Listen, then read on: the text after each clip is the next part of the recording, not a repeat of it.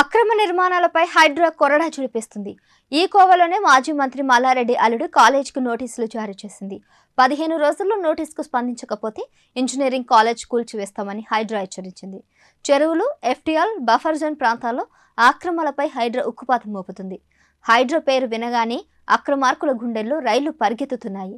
ఈ క్రమంలో పలువురు తమ భవనాలను ఎక్కడ కూల్చివేస్తారోనని భయంతో కోర్టులను ఆశ్రయిస్తున్నారు. తాజాగా బీఆర్ఎస్ ఎమ్మెల్యే మర్రి రాజశేఖర్ రెడ్డికి చెందిన మర్రి ఎడ్యుకేషనల్ సొసైటీ, మారుతి ఎడ్యుకేషనల్ సొసైటీల కోర్టులు పిటిషన్లు దాఖలు చేశాయి. ఈ పిటిషన్ బుధవారం విచారణ చేపట్టిన తెలంగాణ ఉన్నత న్యాయస్థానం మర్రి, మారుతి ఎడ్యుకేషనల్ సొసైటీల భవనాల కూల్చివేత వ్యవహారంలో నిబంధనల ప్రకారమే ముందుకెళ్లాలని హైడ్రా రెవెన్యూ అధికారులకు ఆదేశాలు జారీ చేసింది.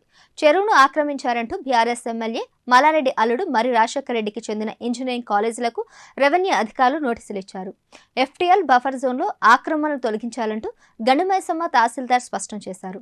ఈ నోటీసులపై దుండిగల్లోని Marri Laxma Reddy institute of technology, institute of aeronautical engineering కాలేజీలు హైకోర్టును ఆశ్రయించాయి. ఈ విద్యా సంస్థల భవనాలను అక్రమ నిర్మాణాలుగా పేర్కొంటూ ఎంఆర్ఓ ఇచ్చిన నోటీసులని షోకాస్ నోటీసులుగా పరిగణించి వాటికి సంబంధించిన ఆధారాలను సమర్పించాలని పిటిషన్లను ఆదేశించింది మేడ్చల్ మల్కాజ్గిరి జిల్లా. దుండిగల్ మండలంలోని చిన్న దామోదర చెరువులో మర్రి, మారుతి విద్యా సంస్థలకు చెందిన భవనాలను, చెరువులను ఆక్రమించి నిర్మించారని వాటిని తొలగించాలంటూ తహసీల్దార్ ఆగస్టు 22వ తారీఖున నోటీసులు జారీ చేశారు. ఈ నోటీసులను సవాల్ చేస్తూ 2 విద్యా సంస్థలు వేర్వేరుగా పిటిషన్లు చేశాయి. ఈ పిటిషన్ పై హైకోర్టు న్యాయమూర్తి జస్టిస్ కె లక్ష్మణ్ విచారణ చేపట్టారు.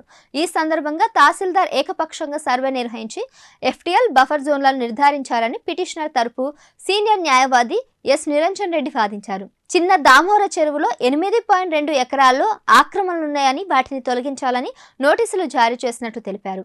అలాగే మర్రి విద్యా సంస్థలు 5,000 మందికి పైగా విద్యార్థులున్నారని కూల్చివేతలు చేపట్టకుండా ఆదేశాలు ఇవ్వాలని ఆయన కోరారు.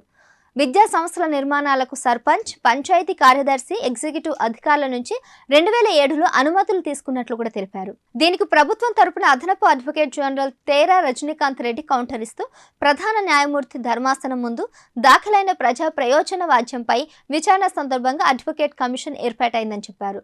చిన్న దామోర చెరువును ఎఫ్టీఎల్ ప్రాంతాన్ని ఆక్రమించారని తెలిపారు. వ్యర్థాలను చెరువులో వేస్తున్నారని, మురుగునీరుతో కలుషితం చేస్తున్నారని అడ్వకేట్ కమిషన్ నివేదిక ఇచ్చిందని పేర్కొన్నారు. ఈ నివేదికను పరిశీలించిన ధర్మాసనం ఆక్రమణను తొలగించి చెరువు రక్షణకు చర్యలు తీసుకోవాలని ఆదేశాలు జారీ చేశారు. ఈ వాదనను విన్న జస్టిస్ లక్ష్మణ్ కలెక్టర్ ఆదేశాలతో తహసీల్దార్ నోటీసులు జారీ చేసి 7 రోజుల గడువు ఇచ్చారని, తరువాత హైడ్రా రంగంలోకి దిగి కూల్చివేతలు చేపడుతుందని విద్యా సంస్థల ఆందోళన అని వ్యాఖ్యానించారు. ఆ నోటీసులను రద్దు చేస్తున్నామని, వాటిని షోకాస్ నోటీసులుగా పరిగణించి తగిన ఆధారాలను తహసీల్దార్కు సమర్పించాలని పిటిషన్లను ఆదేశించారు. వీటిని పరిశీలించి చట్ట ప్రకారం ముందుకెళ్లాలంటూ విచారణ ముగించారు. అప్పటి వరకు విద్యా సంస్థలపై ఎలాంటి చర్యలు చేపట్టవద్దని హైడ్రాతో పాటు రెవెన్యూ అధికారులకు ఆదేశాలు జారీ చేశారు.